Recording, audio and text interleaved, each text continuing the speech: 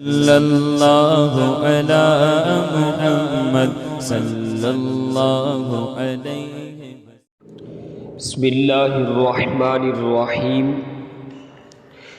نحمدہ ونصلی علی رسولہ الکریم اما بعد فاعوذ باللہ من الشیطان الرجیم بسم اللہ الرحمن الرحیم فیضان فرض علوم سبق نمبر 8 موضوع ہے حشر کا بیان۔ سوال: جو شخص حشر سے مراد یہاں پر قیامت ہے تو قیامت کا انکار کرے اس کا کیا حکم ہے؟ قیامت بے شک قائم ہوگی، اس کا انکار کرنے والا کافر ہے۔ حشر صرف روح کا ہوگا یا روح اور جسم دونوں کا؟ حشر صرف روح کا نہیں بلکہ روح اور جسم دونوں کا ہوگا۔ جو کہے صرف روحیں اٹھیں گی جسم زندہ نہیں ہوں گے وہ بھی کافر ہے۔ قیامت کے دن لوگ اپنی قبروں سے کیسے اٹھیں گے؟ قیامت کے دن لوگ اپنی اپنی قبروں سے ننگے بدن، ننگے پاؤں، نہ ختنہ شدہ اٹھیں گے، کوئی پیدل، کوئی سوار، اور ان میں بعض تنہا سوار ہوں گے اور کسی سواری پر 2، کسی پر 3، کسی پر 4، کسی پر 10 ہوں گے۔ کافر منہ کے بل چلتا ہوا میدان محشر کو پہنچے گا۔ کسی کو ملائکہ یعنی فرشتے گھسیٹ کر لے جائیں گے، کسی کو آگ جمع کرے گی۔ میدان محشر کہاں ہوگا اور اس کی زمین کیسی ہوگی؟ سورج کتنے فاصلے پر ہوگا؟ سنیے گا۔ یہ میدان حشر ملک شام کی زمین پر قائم ہوگا۔ زمین ایسی ہموار ہوگی کہ اس کنارہ پر رائی کا دانہ گر جائے تو دوسرے کنارے سے دکھائی دے۔ اس دن زمین تانبے کی ہوگی اور آفتاب 1 میل کے فاصلے پر ہوگا۔ اب 4000 برس کی راہ کے فاصلہ پر ہے اور اس طرف آفتاب کی پیٹھ ہے یعنی ہماری طرف۔ پھر بھی جب سر کے مقابل آ جاتا ہے، گھر سے باہر نکلنا دشوار ہو جاتا ہے، اس وقت کے 1 میل کے فاصلے پر ہوگا اور اس کا منہ اس طرف کو ہوگا۔ تپش اور گرمی کا کیا پوچھتے ہو؟ میدان محشر میں لوگوں کی حالت کیا ہوگی؟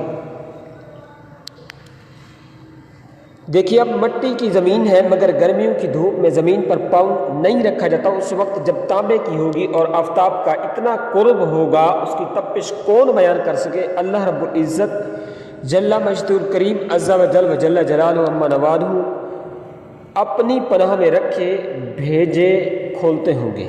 اللہ اکبر۔ اور اس کثرت سے پسینہ نکلے گا کہ 70 گز زمین میں جذب ہو جائے گا۔ پھر جو پسینہ زمین نہ پی سکے گی وہ اوپر چڑھے گا، کسی کے ٹخنوں تک ہوگا، کسی کے گھٹنوں تک، کسی کے کمر تک، کسی کے سینہ تک، کسی کے گلے تک، اور کافر کے تو منہ تک چڑھ کر مثل لگام کے جکڑ جائے گا جس میں وہ ڈبکیاں کھائے گا۔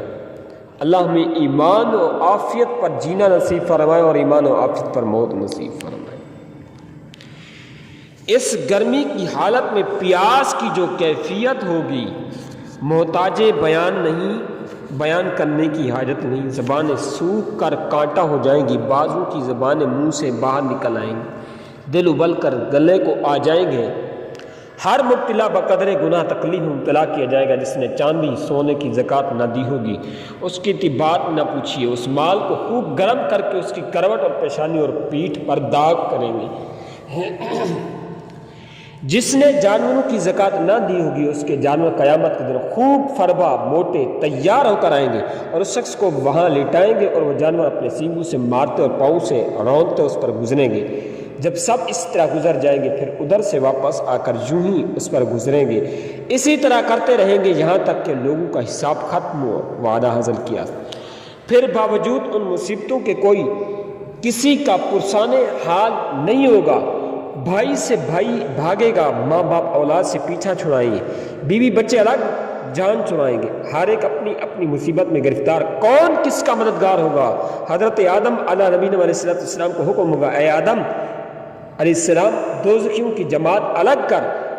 عرض کریں گے مولا کتنے میں سے کتنے؟ ارشاد ہوگا ہر 1000 سے 999۔ یہ وہ وقت ہوگا کہ بچے مارے غم کے بوڑھے ہو جائیں گے، حمل والی عورتوں کا حمل ساکت ہو جائے گا، لوگ ایسے دکھائی دیں گے کہ نشہ میں ہے، حالانکہ نشہ میں نہیں ہوں گے، نشے کا تو وہاں تصور ہی نہیں، لیکن اللہ کا عذاب بہت سخت ہے۔ غرض کس کس مصیبت کا بیان کیا جائے، ایک ہو، 2 ہوں، 100 ہوں، 1000 ہوں، تو کوئی بیان بھی کرے، ہزارہ مصائب و علام، اور وہ بھی ایسی شدید کہ الامان اور الامان۔ اور یہ سب تکلیفیں 2-4 گھنٹے، 2-4 دن، 2-4 ماہ کی نہیں، بلکہ قیامت کا دن 50,000 برس کا ایک دن ہوگا۔ اللہ اکبر! پھر ان مصیبتوں سے کیسے نجات ملے گی؟ قیامت کا دن آدھے کے قریب گزر چکا ہوگا، تو اہل محشر اب آپس میں مشورہ کریں گے کہ کوئی اپنا سفارشی ڈھونڈنا چاہیے کہ ہم کو ان مصیبتوں سے رہائی دلائے۔ ابھی تک تو یہی نہیں پتہ چلتا کہ آخر کدھر کو جانا ہے۔ یہ بات مشورے سے قرار پائے گی کہ حضرت آدم علیہ السلام ہم سب کے باپ ہیں، اللہ تعالیٰ نے ان کو اپنے دست قدرت سے بنایا، جنت میں رہنے کی جگہ دی، مرتبہ نبوت سے سرفراز فرمایا، ان کی جنت میں حاضر ہونا چاہیے، وہ ہم کو اس مصیبت سے نجات دلائیں گے۔ غرض کس کس مشکل سے ان کے پاس حاضر ہوں گے، عرض کریں گے اے آدم آپ ابو البشر ہیں، اللہ رب العزت جل مجدہ الکریم عز و جل و جل جلالہ عما نوالہ نے آپ کو اپنے دست قدرت سے بنایا، اپنی چنی ہوئی روح آپ میں ڈالی، ملائکہ سے آپ کو سجدہ کرایا، جنت میں آپ کو رکھا، تمام چیزوں کا نام آپ کو سکھائے، آپ کو صفی قرار دیا۔ اب دیکھتے نہیں ہم کس حالت میں ہیں، آپ ہماری شفاعت کیجئے کہ اللہ تعالیٰ ہمیں اس سے نجات دے۔ فرمائیں گے میرا یہ مرتبہ نہیں، مجھے آج اپنی جان کی فکر ہے، آج رب العزت نے ایسا غضب فرمایا ہے کہ نہ پہلے کبھی ایسا غضب فرمایا، نہ آئندہ فرمائے، تم کسی اور کے پاس جاؤ۔ لوگ عرض کریں گے آخر کس کے پاس جائیں؟ فرمائیں گے نوح علیہ السلام کے پاس جاؤ کہ وہ پہلے رسول ہیں کہ زمین پر ہدایت کے لیے بھیجے گئے۔ لوگ اسی حالت میں حضرت نوح علیہ السلام کی خدمت میں حاضر ہوں گے اور ان کے فضائل بیان کر کے عرض کریں گے آپ نے رب عز و جل کے حضور ہماری شفاعت کیجیے کہ وہ ہمارا فیصلہ کر دیں۔ یہاں تک سے بھی وہی جواب ملے گا کہ میں اس لائق نہیں، مجھے اپنی پڑی ہے، تم کسی اور کے پاس جاؤ۔ عرض کریں گے آپ ہمیں کس کے پاس بھیجتے ہیں؟ فرمائیں گے تم ابراہیم خلیل اللہ کے نبی کے پاس جاؤ کہ ان کو اللہ تعالیٰ نے مرتبہ خلت سے ممتاز فرمایا ہے۔ لوگ جہاں حاضر ہوں گے وہ بھی یہی جواب دیں گے کہ میں اس کے قابل نہیں، مجھے اپنا اندیشہ ہے۔ مختصراً یہ کہ وہ حضرت موسیٰ علیہ السلام کی خدمت میں بھیجیں گے، وہاں بھی وہی جواب ملے گا۔ پھر موسیٰ علیہ السلام حضرت عیسیٰ علیہ السلام کے پاس بھیجیں گے، وہ بھی یہی فرمائیں گے کہ میرے کرنے کا یہ کام نہیں، آج میرے رب نے وہ غضب فرمایا ہے کہ ایسا نہ کبھی فرمایا نہ کبھی فرمائے، مجھے اپنی جان کا ڈر ہے، تم کسی دوسرے کے پاس جاؤ۔ لوگ عرض کریں گے آپ ہمیں کس کے پاس بھیجتے ہیں؟ فرمائیں گے تم ان کے حضور حاضر ہو جن کے ہاتھ پر فتح رکھی گئی، جو آج بے خوف ہے، اور وہ تمام اولاد آدم علیہ السلام کے سردار ہیں۔ تو محمد صلی اللہ علیہ وسلم کی خدمت میں حاضر ہو، وہ خاتم النبیین ہے، وہ تمہاری شفاعت فرمائیں گے، انہی کے حضور حاضر ہو جاؤ، یہاں تشریف فرمائیں۔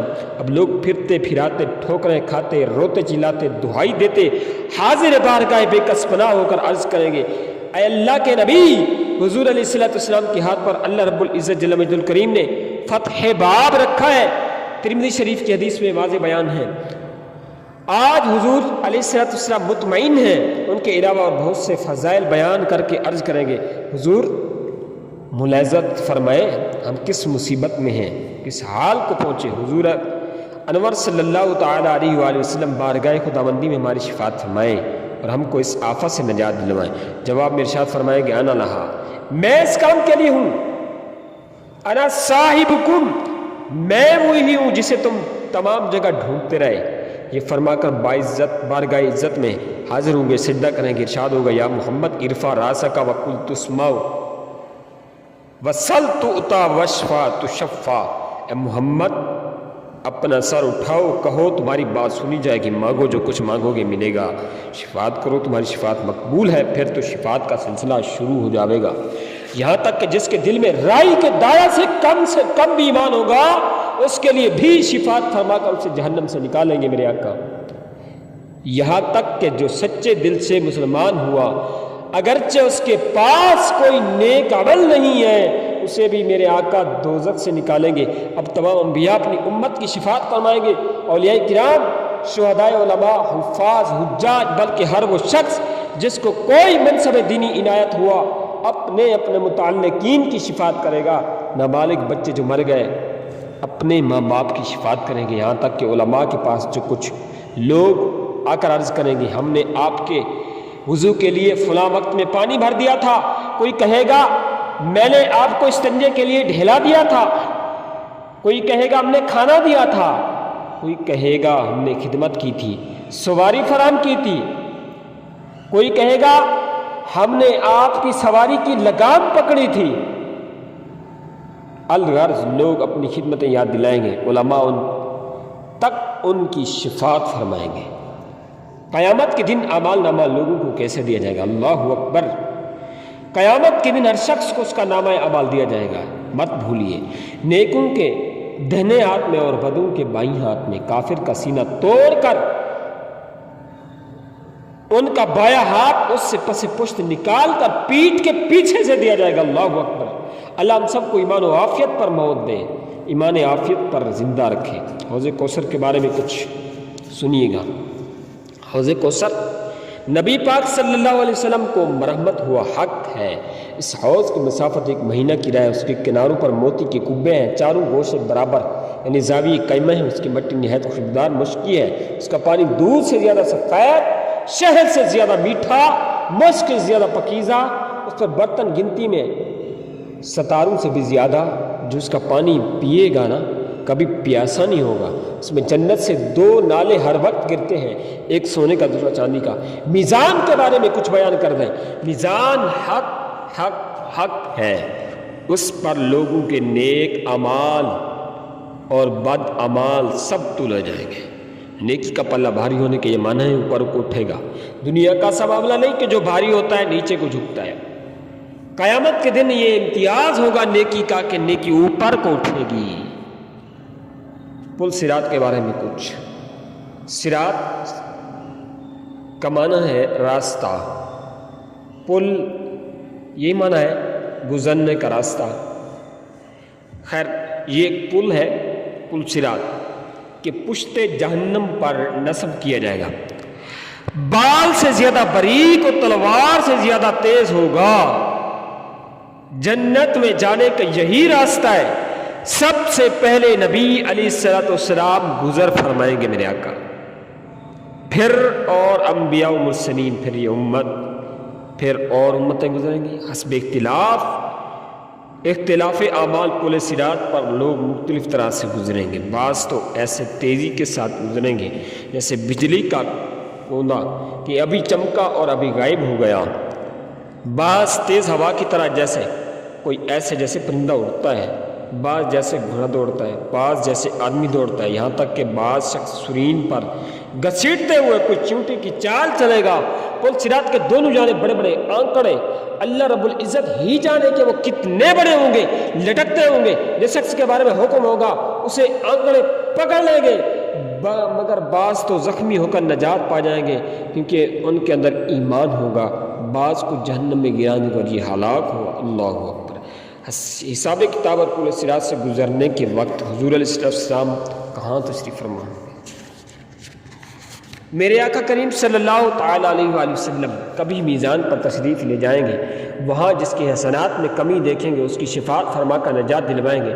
فوراً ہی دیکھو تو حوض کوثر پر جلوہ فرما ہے، پیاسوں کو سیراب فرما رہے ہیں، وہاں سے پل پر رونق افروز ہوئے، گرتوں کو بچایا، غرض ہر جگہ انہی کی دہائی، ہر شخص انہیں کو پکارتا، انہی سے فریاد کرتا ہے اور ان کے سوا کس کو پکارے۔ سید اعلیٰ حضرت علیہ فرماتے ہیں آج لے ان کی پناہ، گر دن قیامت کے تو مان بھی گیا وہ نہ مانے تو کیا کرے گا۔ کہ ہر ایک تو اپنی فکر میں ہے، دوسروں کو کیا پوچھے، صرف ایک یہی ہے جنہیں اپنی کچھ فکر نہیں اور تمام عالم کا بار ان کے ذمے ہے۔ کیا قیامت کا دن کسی کے لیے ہلکا بھی ہوگا؟ جی ہاں، مولا عز و جل کے جو خاص بندے ہیں، خاص اولیاء کرام، انبیاء کرام تو بدرجہ اولا، اور اسی طرح صحابہ کرام علیہ رضوان اور انبیاء کرام کے جو ساتھی تھے، اصحاب تھے، جو حواریین تھے، ان کے علاوہ اولیاء کرام، بعمل علماء کرام، اللہ ہم سب کو عمل کی توفیق رفیق نصیب فرمائے، اللہ ہم سب کے عقائد قرآن و حدیث کے مطابق کر دے، اللہ ہم سب کو نیکی کی، خیر کی ہر وقت توفیق خیر دے۔ ان کے لیے بہرحال جو اللہ رب العزت کے خاص بندے ہیں، ان کے لیے قیامت کا دن اتنا ہلکا ہو جائے گا کہ معلوم ہوگا کہ اس میں اتنا وقت صرف ہوا جتنا ایک وقت کی نماز فرض میں صرف ہوتا ہے، جتنی آج ایک مختصر وقت کے اندر فرض نماز ادا کی جاتی ہے، اتنی دیر میں کم، یہاں تک کہ بعضوں کے لیے تو پلک جھپکنے میں سارا دن طے ہو جائے گا۔ اللہ اکبر۔ صلی اللہ علی محمد صلی اللہ علیہ وسلم۔